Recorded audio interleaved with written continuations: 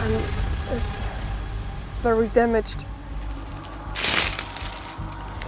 Yeah, a nice little GT. Definitely not the arm size, but I just got the hook in my thumb really bad. Like, really bad.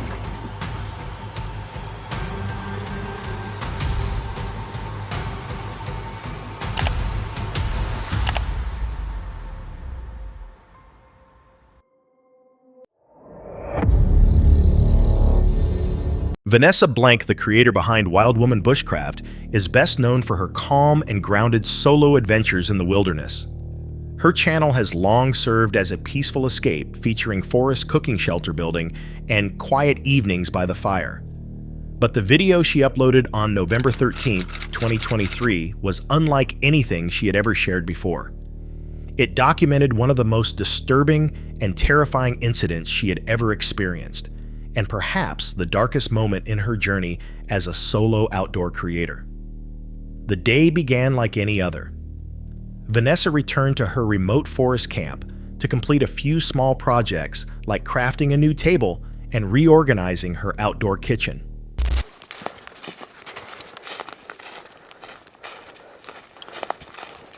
Kom Eka.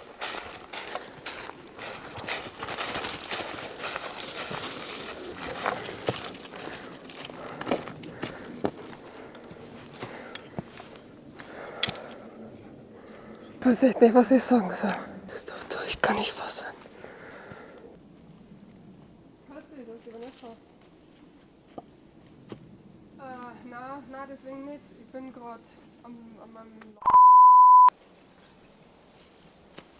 Nein, das ist pfui. So there is a notification with my name on it. Mrs. Blank, learned nothing. Short trousers, and then something I can't read. Yet the moment she stepped into the clearing, she sensed something was wrong. Her camp had been vandalized, not accidentally, but deliberately. Furniture was smashed, her table flipped over, and most of her tools and supplies were either missing or destroyed. Strangely, the moss-covered roof of her shelter remained untouched, possibly because dismantling it would have taken too much time and effort. Amid the wreckage, Vanessa discovered a handwritten note addressed directly to her. The message was crudely written, yet deeply unsettling, blaming her for the destruction and ending with a chilling phrase, "We see us." That line made it clear whoever had done this knew exactly who she was and had gone out of their way to find her. There is a photo from me. It's the same backpack that I carry today, and it's very damaged. So I'm not sure if it's a wildlife track photo or not, because there is the date on it. But when it's not a wildlife camera photo, that means that this person was in my closer area and take a photo from me, walk behind me, wants to check where I am, what I do, or I have no idea how they could other ways find out at which day I am in the forest, because I have no special day. And that means that I have this shit again. I had it all in the past. I had a stalker that write me letters at my private address, which is something that nobody knows, which knows who I am, which knows the places where I was bushcrafting, and take photos of them and send it to me. Look, I found your new camp. And I had this all in the past. Everything. And I fought against it in the past. And I don't want to have this shit now again, to just be scared everywhere and look behind you if there is someone following, or always be with the hand close to the weapon, because you always mean that there is something around somebody. I don't want this shit anymore. Even more disturbing was what else they left behind, a photograph of Vanessa herself wearing the same gear she had on that very day. Whether the picture came from an old video or had been taken recently was unclear, but the thought that someone might have been nearby watching her was deeply unsettling. Vanessa explained that this was not the first time she had encountered such a situation. In the past, she had dealt with a stalker who discovered her home address, sent her threatening letters, and even mailed photos of her bushcraft sites with messages like, "I found your new spot." That terrifying chapter, which she thought had ended, now seemed to be repeating. Even her dog Aya was unusually alert, scanning the trees, growling softly, and refusing to relax. Vanessa feared that traps or poison might have been planted around her camp. Though she was armed and prepared to defend herself, she admitted that the psychological strain of being watched and targeted was far worse than any physical threat. In the end, she made the heartbreaking decision to abandon her camp, perhaps for good. This disturbing incident revealed a darker side of living and filming alone in the wilderness. Evidence suggested that the intruder was not a random trespasser, but someone who had followed her content closely and deliberately tracked her location. The photo, the note, and the deliberate damage all pointed to a targeted act, one likely driven by obsession, resentment, or intimidation. The most haunting question remains: was this the same stalker from her past? Someone who never truly stopped watching, or has a new person now set their sights on her? And how close were they when that photograph was? Venturing alone into the quiet Australian bush after dark is already unsettling, but when local legends claim you're never truly alone, it becomes something far more disturbing. This story takes us deep into the dense forests of southeast Queensland, where generations of locals have whispered about a mysterious spirit said to dwell in the shadows and watch from afar. On an obscure YouTube channel, a lone explorer documents eerie and forgotten corners of the world. In this particular video, they set out to investigate one of the region's oldest and most unsettling legends, the tale of the Janjudi, a small aboriginal spirit believed to hide among the trees, silently observing anyone who dares to step into its territory. According to folklore, the Janjudi is a small, elusive being. Some claim to have seen it darting between the trees, while others insist it's simply a piece of wood shaped by nature into something disturbingly human. As night fell, the explorer prepared to venture deeper into the forest, said to belong to the spirit. But when their lantern broke, they were left with only a dim beam of light and an overwhelming sense of unease.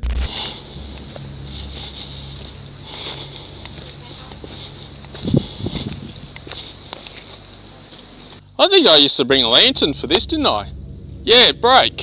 That's what I get, another lantern, for doing exactly this. Despite the darkness pressing in and the heavy silence all around, they continued.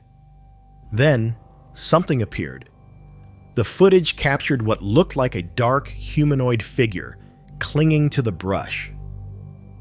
The explorer didn't notice it in real time, but the recording clearly shows a shadowy shape that's hard to explain, perhaps a trick of the light, or perhaps something very real and aware of their presence.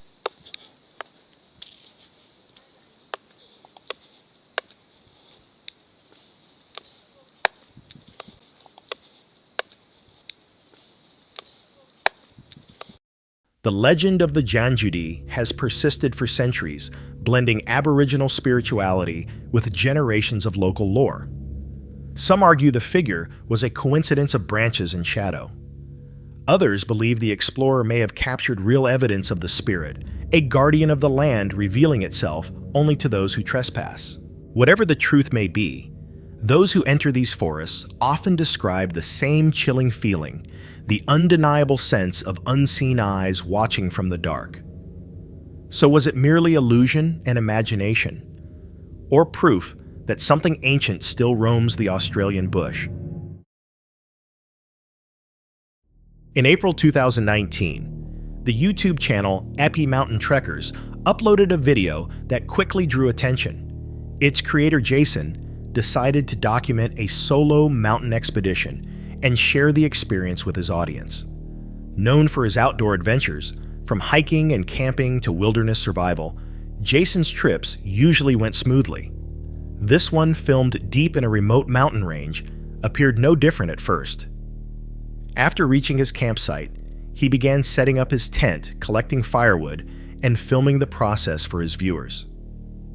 As twilight settled over the peaks, he sat beside his small fire, carving a wooden spoon to relax completely, unaware that the night ahead would be unlike anything he'd faced before.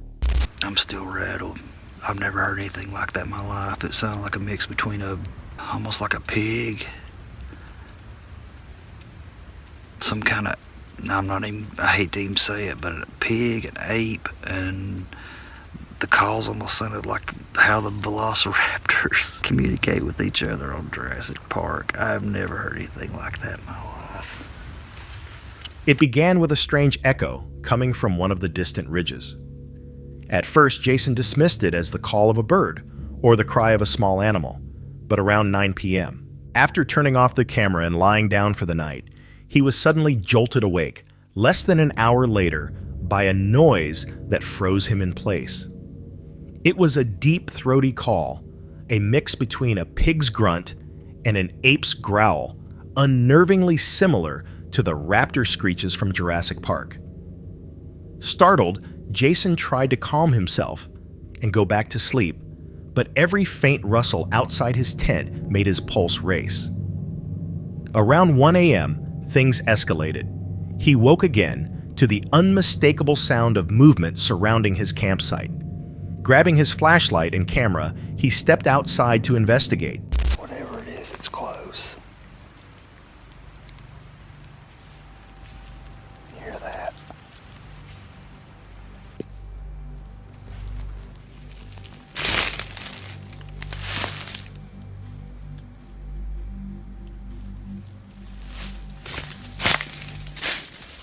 The noises shifted positions circling his camp, suggesting there were at least 2 or 3 creatures lurking in the darkness. In the footage, sharp-eyed viewers can see 1 or 2 pairs of glowing eyes in the lower left corner of the frame. While many nocturnal animals' eyes reflect light, the piercing white glow hinted that they might belong to wolves or coyotes. Domestic dogs can produce similar reflections, but given the mountain's isolation, that seemed unlikely. Though attacks from wolves or coyotes on humans are rare, they can become aggressive when defending territory or young. Jason, unknowingly surrounded, might have been in genuine danger. Even more chilling, he didn't appear to notice the eyes at all. Thankfully, the rest of the night passed without incident. Jason returned to his tent and managed to sleep until sunrise. In his morning update, he mentioned the eerie sounds, but said nothing about the glowing eyes, implying he never saw them. Since uploading the video, he hasn't offered further explanation or commented on the event. The most plausible theory is that a pack of coyotes or wolves drawn by the scent of food or simple curiosity wandered near his camp. The strange vocalizations could have been warning calls or communication among the animals. Still, some viewers insist the sounds seem too unnatural, too intelligent to be from known wildlife.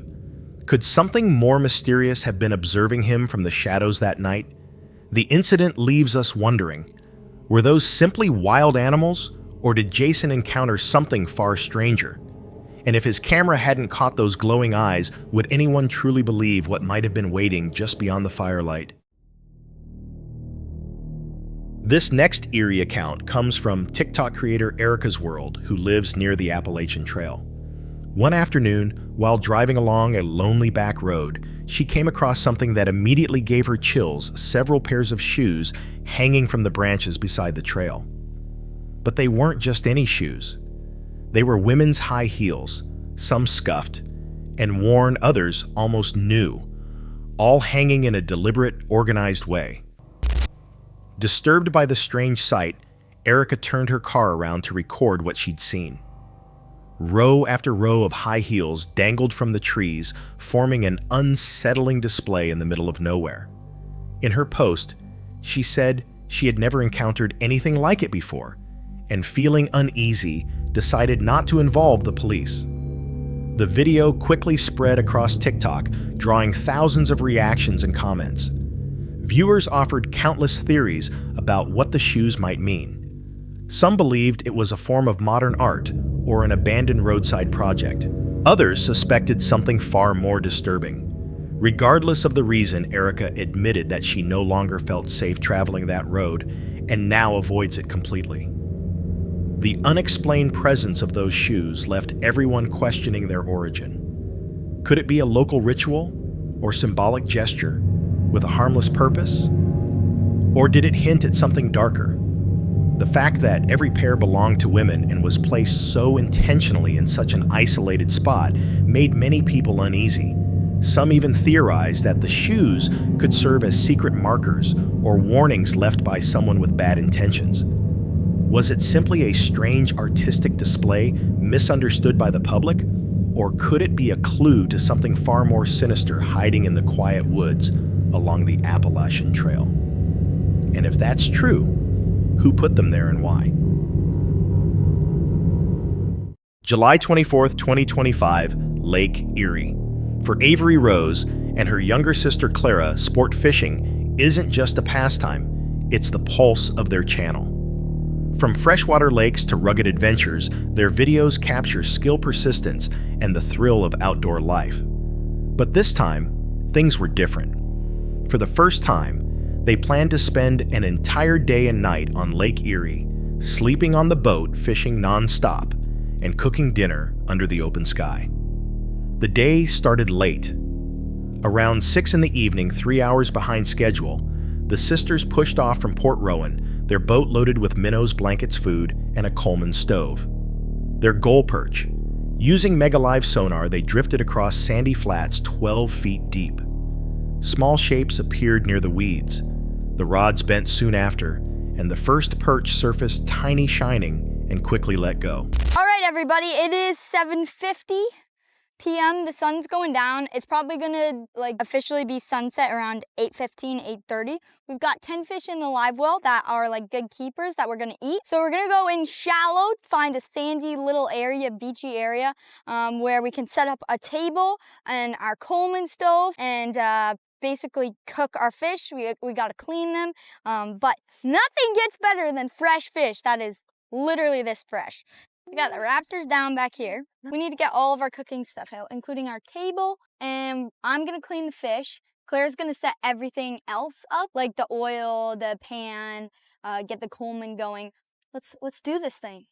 I'm gonna pass you the stuff. What are you doing? He told me to look at this hat. You could have looked at it later. This is what it looks like. Okay, put it down. Come here. Claire's got the table set up over there in water. We want to do it far away from the boat because Dad does not really trust us. He says, you guys do it far away from the boat.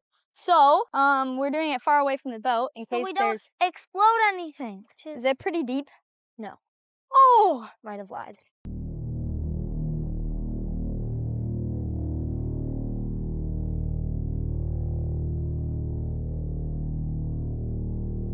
Fillets are all chopped up, ready to go. Cook these bad boys up. We're gonna batter them with the eggs and the catch and cook. Hey guys, this is my room for the night. So, the Coleman is basically set up. I'm gonna quickly batter the fish. We always eat our dinner way too late when we are on our camping adventures. It doesn't help that we got out here pretty late, but there we go. We don't want the oil too hot, burning, so I'm just gonna put it down a bit. Okay, ready? You're gonna stir that bad boy up. Yummy, yummy, yummy. So we're just waiting for the oil to warm up so we can... You grabbed tongs, right? Nope. Did you grab a tong? Piece? What? Did you grab it? It's because it's a weird thing at the end of a stick. We forgot plates. We also forgot tongs, so we used these sticks to get it out of the We literally use sticks. But this is our perch, and this is our plate. We used it for our eggs. But we cleaned it off. Yeah, Don't we worry. rinsed it off with water, but No, it's... Oh, that's good. That is good. Took us about an hour to try and get everything ready, pictures, cameras, set up the table and everything and clean the fish. So it's pretty dark out, but we got lights. We got lights on the boat. So we're going to set up the lights up to build our tent. But first we're gonna finish enjoying this nice. As you can see, I'm flashing the boat. One after another, fish came in. Some were too small and tossed back. Others, thick and golden-bellied, were saved for dinner. Laughter mixed with frustration, snapped hooks, tangled lines, and minnows stolen in seconds. Still, their catch grew. By sunset, 10 good-sized keepers filled the live well enough for a proper meal. In the shallows near shore, a makeshift kitchen came to life. Clara unfolded a table, ankle-deep in the water, while Avery cleaned the fish. The stove hissed oil popping as fillets hit the pan. Improvisation turned into ritual sticks for tongs, a porch step as a serving tray. When dinner was done, the lake around them had turned black and the only sounds were sizzling oil and something else. Night brought a swarm of bugs. Clouds of lake flies battered the tents, the deck, every surface. It sounded like rain, but wasn't. Clara ducked into her cot beneath a bug net as Avery laughed through the chaos. It's not raining right now. Those are bugs. It's actually insane. Now that we're basically all set up, we're gonna go to sleep. Clara, come over here.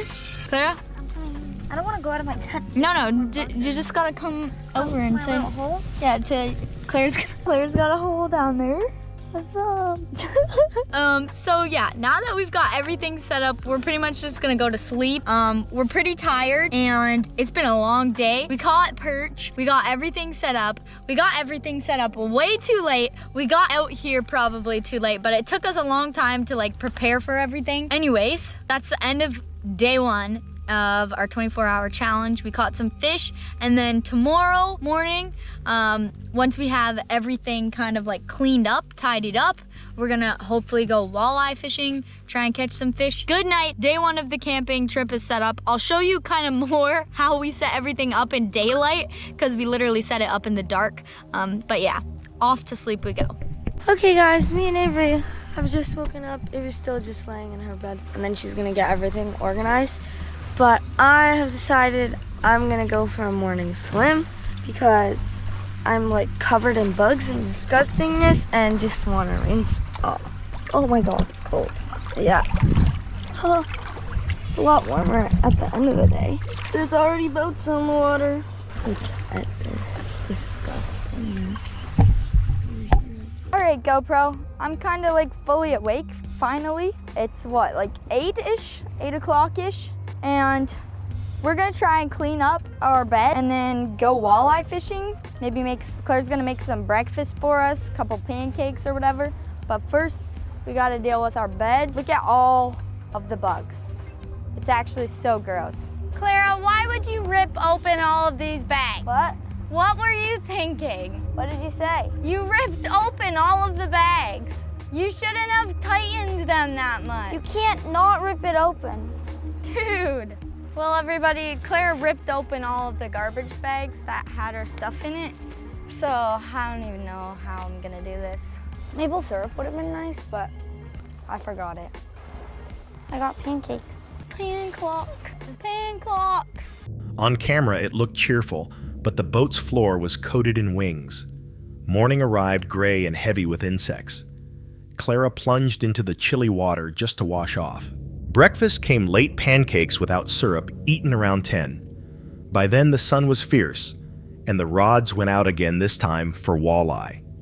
Then came chaos. Double headers, 2 rods bending at once. Nets flung lines, crossing shouts, echoing. The live well filled fast, and then came the shocker. A flash of silver broke the water, leaping again and again, a rainbow trout. On Lake Erie, that's rare enough to stop everything. Netted, lifted, and celebrated, it was the highlight of the trip.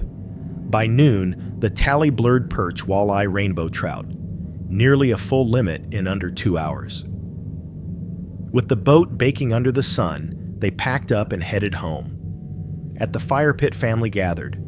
Grandma handled the cleaning and deboning, seasoning each fillet, before wrapping them in foil to roast over open flame. The walleye was the winner. 10 out of 10, one relative said. For Avery and Clara, the 24-hour challenge ended not on the water, but around the fire plates passing hand to hand. The footage showed laughter, teamwork, and triumph. Viewers flooded the comments with praise, calling them role models more skilled than most guys their age. Others admired their self-sufficiency, filleting fish, steering the boat, and camping through the night. Yet beneath the compliments, an undercurrent of worry. One viewer noted, "At night, when the flashlights go out, it must be pitch black." Another joked about the holy lake flies, comparing the swarm to a downpour. Others warned about Erie's shifting currents, how fast the drift can change direction. On screen, the bugs played like comic relief, but sealed zippers, tangled lines, and vanishing visibility can flip laughter into danger. What looks like fun becomes fragile when your only light is a single headlamp, and the lake stretches farther than sight. For the sisters, the story ended happily, perch sizzling in oil walleye, crisped in foil rainbow trout, admired in daylight. Yet one comment stuck. Some folks recall a green mist over Eerie. Legend says it cloaked creatures that consumed without warning. It's only an old tale passed down like the sound of bug rain. Still, it leaves a thought lingering. Out on Lake Erie, calm can be a disguise. When the lights go out, it's nearly pitch dark, and sometimes the night brings more than fish. Where should they camp next? And how would you make nightfall safer? Red lamps anchoring farther from shore, or something else entirely. May 15th, 2025. Zachary.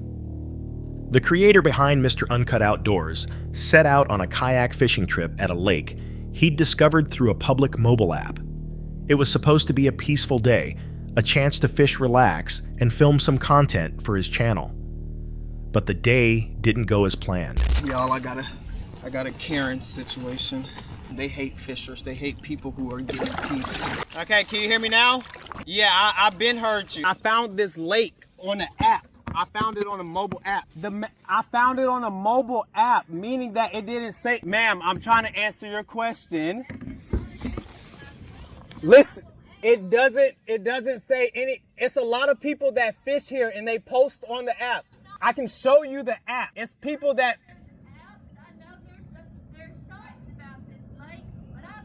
yes, ma'am. Listen, I'm about to leave. There are no private property signs. Shortly after launching, Zachary realized he wasn't alone. A woman on the shore began shouting, insisting that the lake belonged to her family. She claimed her father had built it and that no one else had the right to fish there.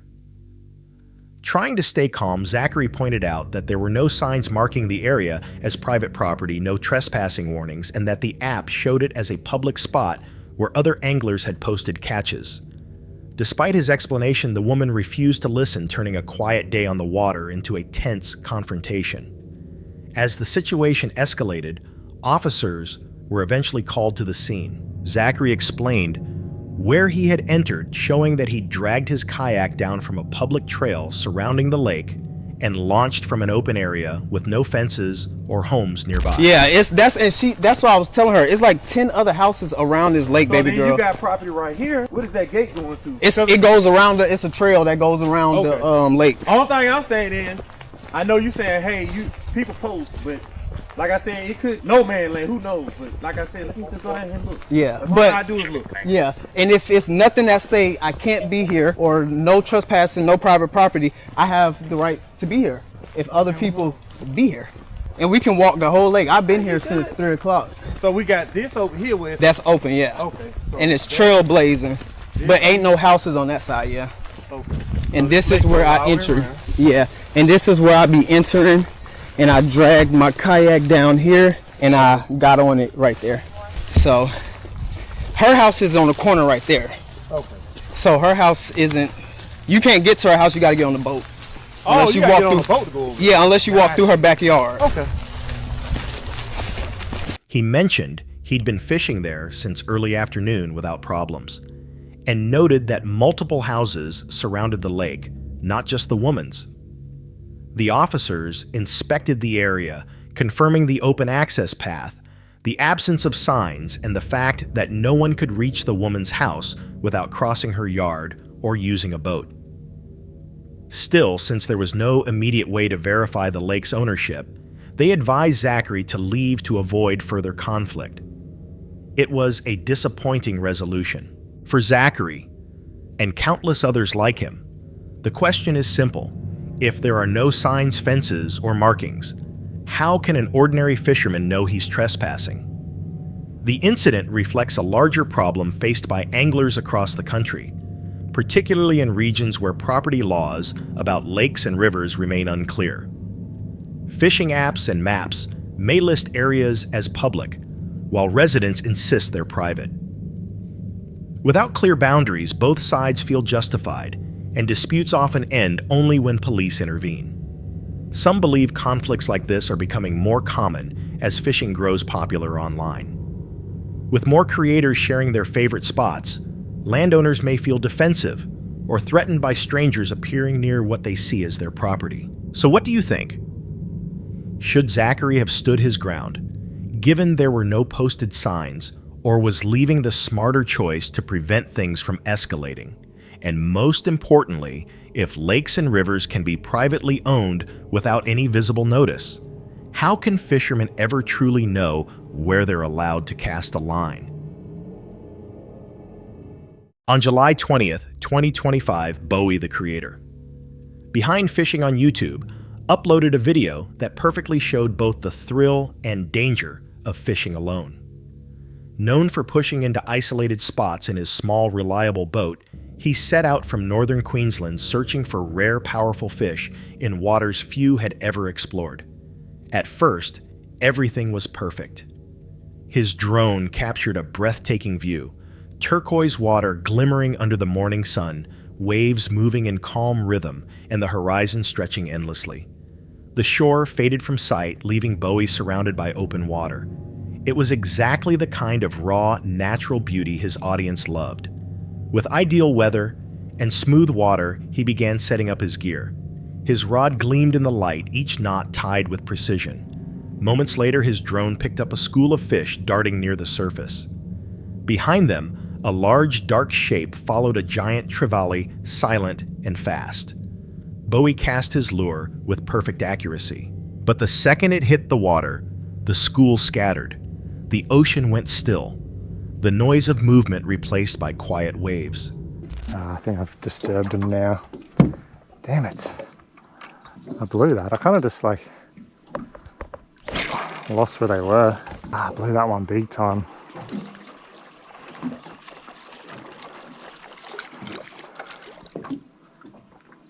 Oh, there's some small ones here.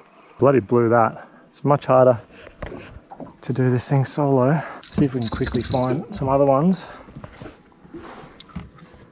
The perfect chance had slipped away. For a moment, Bowie just stared the disappointment clear. But giving up wasn't an option. He pushed farther out, scanning for more signs of life. That's when the first setback came. His drone battery died, cutting off his aerial view. Now he was relying solely on instinct. Out here, and these bloody drone batteries die way too fast. I took my own head off. I swear they used to be way better when I got it. Now they die in like 15 minutes. Not enough time to get things done out here. Need more time solo, it's a bit hard. Every mistake wasted precious time, and he knew it. Still, he kept going. For hours he moved from spot to spot, casting and adjusting. The ocean was alive. Small sharks circled parrotfish, glided by, and trevallies appeared again and again. He caught several, each one stronger than the last. But he wasn't chasing numbers. He wanted one huge catch, the kind that would define the trip. Every time he landed a fish, he admired its strength and released it back. For Bowie, it was always about the challenge. Then finally it happened. His rod bent hard, and the reel screamed as something powerful pulled with force. Alone in open water, he leaned back, fighting to gain control. The fish dragged the boat, the line slicing through the sea. Sweat ran down his face as he struggled against the pull. Every second felt endless until the surface finally broke. A massive, Trevilly emerged strong. On the edge of that reef there, because we were coming in pretty close. There were so many that came out. That was insane. I think this would just be a kind of small GT. This is a P6 setup, and he doesn't feel massive on this, so get him up and in before we push up onto this reef. Yeah, I see him. Okay, nice little GT. Man, they fight hard for not like a huge fish ring. There you go, cute little guy. There you go, a nice little GT. Definitely not the size. Silver and wild. It wasn't the monster he'd dreamed of, but it was still impressive. For a brief moment, Bowie smiled in victory, but then everything changed. And even for their size, they still fight pretty hard. Let's see.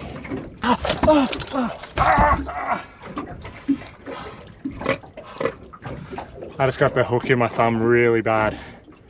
Like, really bad. Have a look at that. That's a doozy. Far out. Well, that's probably my day ruined. Well, that right there is not exactly what you want to happen. I don't even know what to do, man. I'm 100 k's by you out. As he went to remove the hook, it slipped and drove deep into his thumb. The pain was instant and sharp. Blood rose quickly around the buried metal. More than 100 kilometers from shore, Bowie suddenly realized how alone he truly was. His hand throbbed with every heartbeat. He knew the trip was over. Carefully, he began packing up his gear. Each bump of the boat sent another shock through his injured thumb. The wide ocean, once beautiful, now felt endless and quiet. Every sound echoed his isolation. He needed help. But there was no one nearby, only miles of water between him and safety. Hours later, luck finally appeared. Bowie spotted another boat in the distance and waved them down. Among the group was someone experienced enough to help. They managed to remove the hook safely, though his thumb was badly torn.